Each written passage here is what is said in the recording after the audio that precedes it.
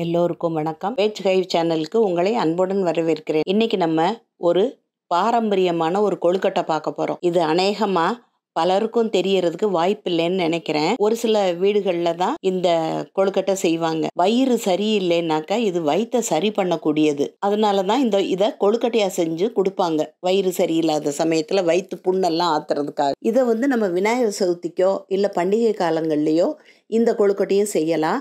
வயிற்றுக்கு நல்லாவும் ஆகும், பண்டிகைக்கு செய்த மாதிரியும் ஆச்சு. அதாவது விநாயகருக்கு 21 வகை கொழுக்கட்டை செய்யணுங்கிறதுல இதையும் ஒன்றா நம்ம சேர்த்துக்கலாம். வாங்க, நம்ம இன்னைக்கு ஜவ்வரிசி கொழுக்கட்டை தான் செய்ய போகிறோம். அதை எப்படி செய்யறது அப்படிங்கிறத வீடியோக்குள்ளே போய் பார்க்கலாம். 1 கப்பு மாவு ஜவ்வரிசியை எடுத்து நம்ம ஊற வைக்கிறோம். அதாவது முதல்ல சுத்தமாக கழுவி இருக்கிறோம். கழுவுனதுக்கப்புறம் அது முங்குற அளவுக்கு தண்ணியை ஊற்றி ஒரு பாத்திரத்தில், இந்த மாதிரி டப்பா தான் வேணும்னு இல்லை, எந்த பாத்திரத்துலனாலும் ஊற வைக்கலாம். ஒரு 15 நிமிஷம் கழித்து மறுபடியும் இந்த மாதிரி திருப்பி விடணும். கீழே இருக்கிறதெல்லாம் நல்லா ஊறுறதுக்காகவும் மேலே இருக்கிறது கீழே போகிறதுக்காகவும். இது மாதிரி ஒரு மணி நேரம் ஊற வைக்கலாம். ஊற வச்சதுக்கப்புறம் இப்படி நசுக்குனிங்கன்னா நல்லா மாவாக ஆகணும். அந்த அளவுக்கு ஊறணும்.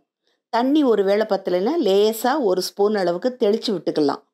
ரொம்ப தண்ணி ஊற்றிடக்கூடாது. நல்லா ஊறி மாவாக ஆகுதுன்னு உடனே இப்படி நல்லா பிசைஞ்சு விட்டுடலாம். ஒவ்வொரு ஜவ்வரிசி நல்லா பிசைய வரும். ஒன்று கொஞ்சம் பிசைகிறது கஷ்டமாக இருக்கும். அந்த மாதிரி இருந்ததுன்னா நீங்கள் மிக்சியில் இதை சேர்த்துக்கலாம். இதோட கொஞ்சமாக உப்பு சேர்த்துக்கணும்.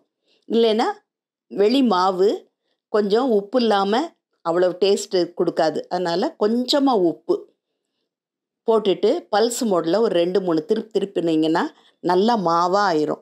அந்த மாவை எடுத்து மிக்சியிலேருந்து நம்ம பழைய பாத்திரத்துக்கே மாற்றிட்டோம். இதை எந்த பாத்திரத்துலனாலும் நம்ம ஊற வைக்கலாம். இந்த மாதிரி டப்பா தான் வேணும்னு இல்லை. கையில் கொஞ்சம் தண்ணியோ நெய்யோ தடவிட்டு வேணுங்கிற அளவுக்கு உருண்டை நல்லா வலுவலுன்னு உருண்டை பிடிச்சிக்கலாம். 1 கப்புக்கு ஒரு நம்ம இந்த சைஸில் ஒரு 6லேருந்து 8 வரைக்கும் நமக்கு உருண்டைகள் கிடைக்கும். அதுக்கப்புறம் பூர்ணம் நம்ம பண்ணணும்.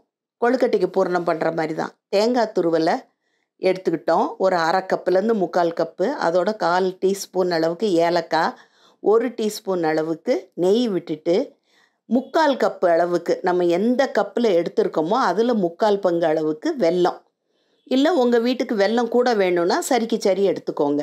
இது ஆர்கானிக் வெல்லங்கிறதுனால நான் அப்படியே போட்டுட்டேன். உங்கள் இதில் கல் மண் இருக்குன்னா நம்ம வழக்கமாக செய்கிற மாதிரி நல்லா கொஞ்சம் கரைய வச்சுட்டு தண்ணியை குறையா வச்சு இந்த தேங்காயோடு சேர்த்துக்கோங்க. ஏன்னா வத்துறதுக்கு நேரம் ஆகும்.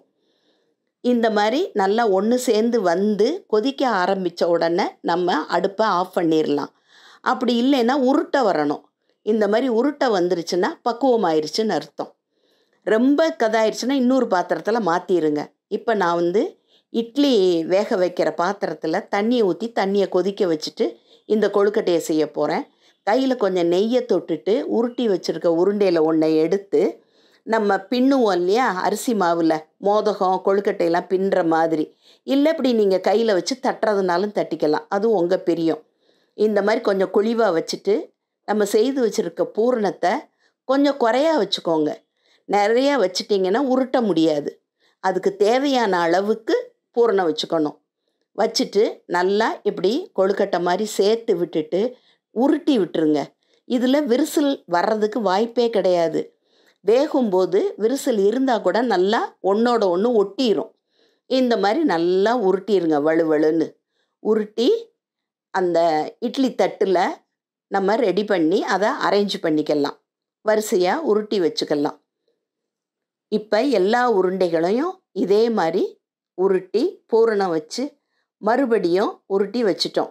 இப்போ 6 இது நான் செய்து வச்சுருக்கேன் கொழுக்கட்டை ஜவ்வரிசி மாவில்.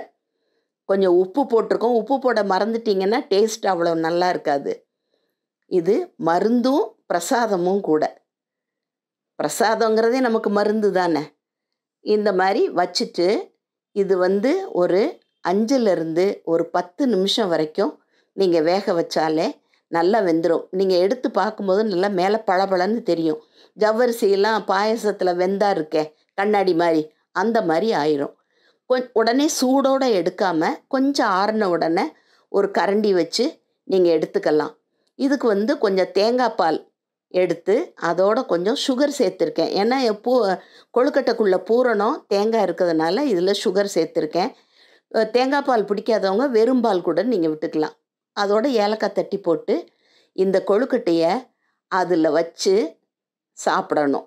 இதை ஃப்ரிட்ஜில் வச்சு சாப்பிட்டிங்கனாலும் டேஸ்ட்டாக இருக்கும், இப்படியே சாப்பிட்டாலும் நல்லா இருக்கும். எல்லாத்த விட இது வயிற்றுக்கு நல்ல மருந்து. இந்த வீடியோ உங்களுக்கு பிடிச்சிருக்குன்னு நினைக்கிறேன். பிடிச்சிருந்தா லைக் பண்ணுங்கள், ஷேர் பண்ணுங்கள், சப்ஸ்கிரைப் பண்ணுங்கள். அடுத்த வீடியோவில் சந்திக்கும் வரை நன்றி, வணக்கம்.